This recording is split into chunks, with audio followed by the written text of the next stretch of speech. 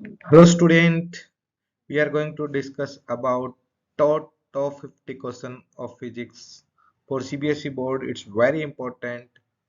Students को बहुत दिक्कत होती है, इधर उधर बुकों में भागते हैं, सैंपल पेपर देखते हैं, लेकिन अच्छी तरह से उनको राइट थिंग नहीं मिल पाती। तो मैंने कुछ यहाँ पे फाइनल वीडियो के फॉर्म में टॉप 50 क्वेश्चन देने की कोशिश की है। So first chapter is wave optics. In wave optics, couple of question note किए हैं. First question is write two difference between interference and diffraction of light. So first question में क्या कर रहे हैं? दो डिफरेंस लिखने हैं इंटरफेरेंस और डिफ्रैक्शन के बीच में, या फिर ये क्वेश्चन ऐसे भी हो सकता है right to difference between single slit and double slits.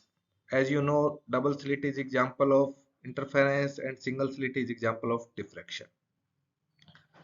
दूसरा क्वेश्चन है define wave front. Wave front क्या होता है? टाइप ऑफ वेव फ्रंट, कितने टाइप के wave front? You know, using हाइगन प्रिंसिपल हमें law of reflection and law of refraction prove करना है.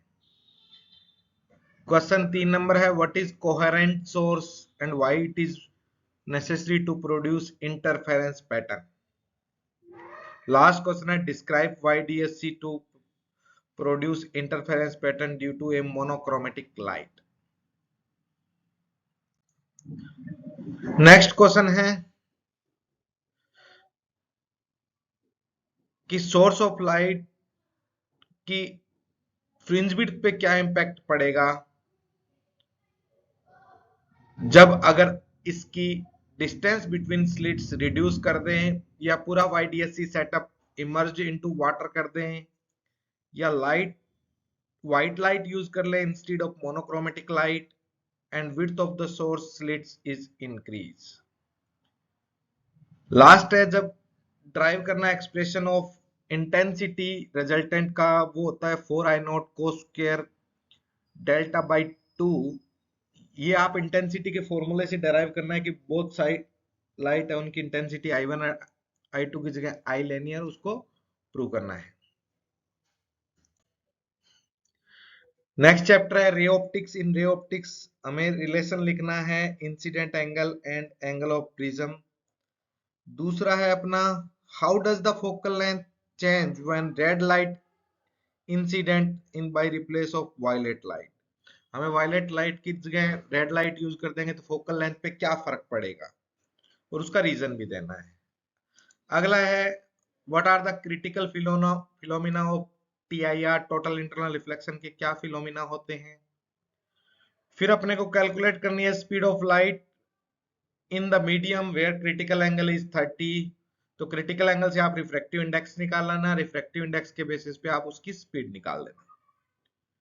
अगला है two thin lenses of power +5 dioptre and -25 dioptre are contact, then focal length of combination. कि अगर दो लेंस है उनको पास पास में रखा गया है, एक कॉनकेव है एक कॉन्वेक्स है, तो दोनों की कंबाइंड फोकल लेंथ क्या होगी. नेक्स्ट है calculate the area of circle of illumination. हमें सर्कल ऑफ एल्यूमिनेशन का एरिया ढूंढना है. अगला है एक compound microscope uses an object length of focal length is 4 centimetre. Object length की फोकल लेंथ दे दी, eye piece of length is focal length is 10 centimetre, and object is placed in 6 centimetre front of object lens. ये u दे दिया object lens के सामने का. Magnification निकालना है और लेंथ ऑफ माइक्रोस्कोप निकालनी है. नेक्स्ट क्वेश्चन है dual nature of matter wave से. पहला है उसमें define and SI unit of threshold frequency, wavelength, stopping potential and work function. दूसरा है explain the graph between photo current and potential and frequency and kinetic energy maximum.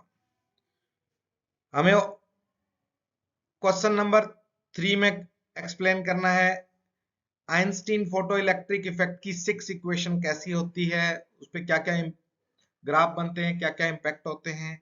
और अगला है हमें नीट एंड क्लीन डायग्राम बनाना है photo cell का. Next topic है atom and nuclei. Atom and nuclei में पहला क्वेश्चन है how is the radius of nucleus related to its mass number.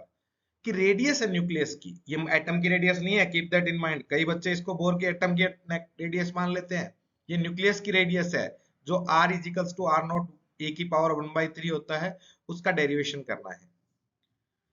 अगला है हमें ड्राइव करना है radius and velocity formula of Bohr model. फिर है हमें फॉर्मूला और डेफिनेशन देनी है isotope, isobar, mass defect and binding energy की। फिर कपल ऑफ न्यूक्लियर रिएक्शन है, उनको कंप्लीट करना है, we have to complete the nuclear reaction given this. Next question है हमें फाइंड आउट करना है longest and shortest wavelength of Lyman series using Bohr. अगला है nuclear fission and nuclear fusion को डिटेल में बताना है विद न्यूक्लियर रिएक्शन एग्जांपल।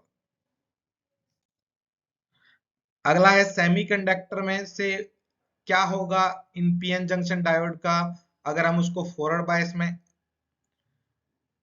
लगाएं या फिर रिवर्स बायस में लगाएं, तो डिप्लीशन लेयर है वो डिक्रीज होगी, इंक्रीज होगी, कैसे होगी वो डिटेल में बताना है। दूसरा है अपने को नी voltage, breakdown voltage and barrier potential की डेफिनेशन देनी है विद प्रॉपर डायग्राम। अगला है हमें हमें फॉरवर्ड बायस और रिवर्स बायस की वीआई कैरेक्टरिस्टिक्स एक्सप्लेन करनी है यूजिंग पीएन जंक्शन, और नीट एंड क्लीन डायग्राम बनाना है पीएन जंक्शन का और forward bias and reverse bias का। अगला है with help of circuit diagram brief explanation of full wave rectifier using PN diode. मतलब फुल वेव रेक्टिफायर को एक्सप्लेन करना है, पहले डायग्राम बनाना है, प्रिंसिपल लिखना है, उसकी थ्योरी लिखनी है और उसको प्रॉपर्ली एक्सप्लेन करना है कि कैसे वो एसी को डीसी में कन्वर्ट कर देता है।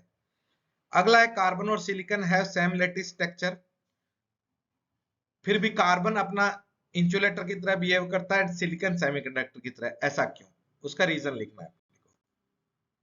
लास्ट क्वेश्चन है, यहाँ पे दो डायोड लगे हैं D1 एंड D2, यहाँ पे दो ओम के रजिस्टर लगे हैं, इसमें से करंट बतानी है ईच डायोड में, और इसमें भी बता सकते हो करंट 1 ओम के रजिस्टर में भी।